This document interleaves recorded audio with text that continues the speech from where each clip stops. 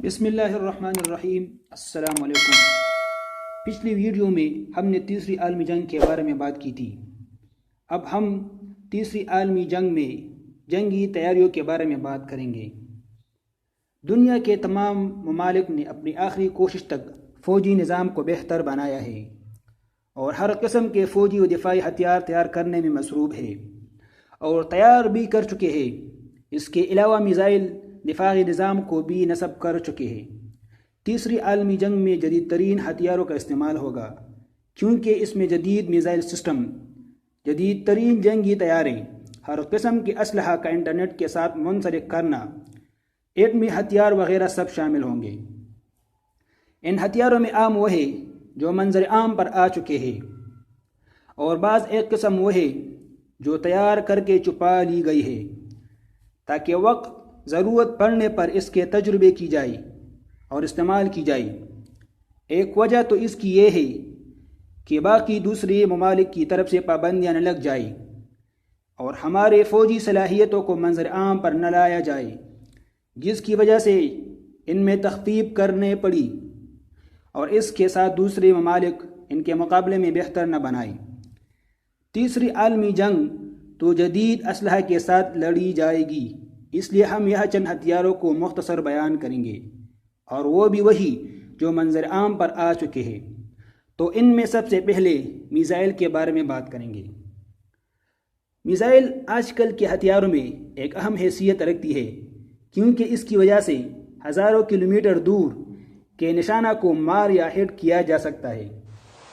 دوسری یہ کہ جوہری سامان یا ایٹمی مواد وغیرہ کو بھی اپنے ساتھ لے جانے کی صلاحیت رکھتی ہے۔ اس کی اقسام کی تعداد اور فاصلے کو معلوم کرنا ناممکن ہے کیونکہ نئے روز نئے دور سے دور ہٹ کرنے والے میزائلوں کو تیار کیے جاتے ہیں جو کسی جگہ کو آسانی سے صحیح طرح ہٹ کر سکتی ہے کیونکہ یہ سیٹلائٹ گائیڈ میزائل ہوتے ہیں۔ 2003 کے ایک لسٹ میں 35 ممالک کی میزائلوں کی تعداد اور فاصلہ درج کیا گیا تھا۔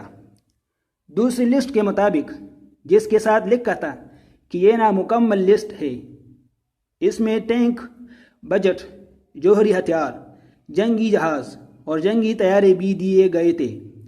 اس پہلی لسٹ کے مطابق چھوٹے فاصلہ، درمیانی فاصلہ اور لمبے فاصلہ کی میزائل شامل تھے۔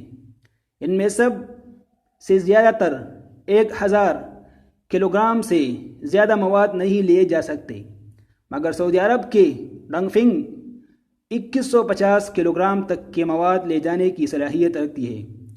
اس لسٹ کے مطابق مختلف ممالک کے میزائل فاصلہ یہ ہے: Afghanistan, Armenia, Azerbaijan, Bulgaria, Georgia, Kazakhstan, جنوبی کوریا، تائیوان، ترکمانستان، یوکرائن، متحدہ عرب امارات، ویتنام اور یمن نے 300 کلومیٹر فاصلہ کے میزائل بنائے ہیں۔ بحرین اور گریس نے 165 کلومیٹر فاصلہ، Iraq 650 kilometre, Libya 950 kilometre, Syria 500 kilometre, ترکی 165 کلومیٹر اور مصر نے 685 کلومیٹر فاصلہ کی میزائل بنائے گئے ہیں۔ زیادہ تر فاصلہ کے میزائلوں میں انڈیا نے 3250 کلومیٹر، پاکستان 3550 کلومیٹر، شمالی کوریا 5500 کلومیٹر، ایران نے 5500 کلومیٹر اور اسرائیل نے 2500 کلومیٹر فاصلہ کے میزائل بنائے ہیں۔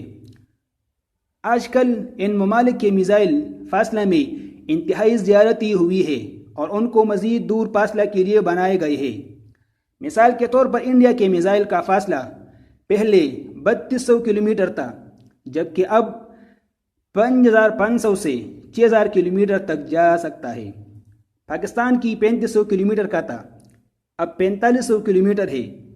اسی طرح ان کی تعداد میں بھی اضافہ کیا گیا ہے، جیسا کہ چین کا 1500 کلومیٹر کے میزائلوں کی تعداد 750 تک ہے اور 2000 کلومیٹر فاصلہ کے میزائلوں کی تعداد 2000 ہے، جبکہ DF3 جو 3000 کلومیٹر، DF4 جو 4500 کلومیٹر، DF31 جو 7200 کلومیٹر، DF-31A جو 11200 کلومیٹر اور DF-5 جو 13000 کلومیٹر فاصلہ کی تعداد 20 ہے۔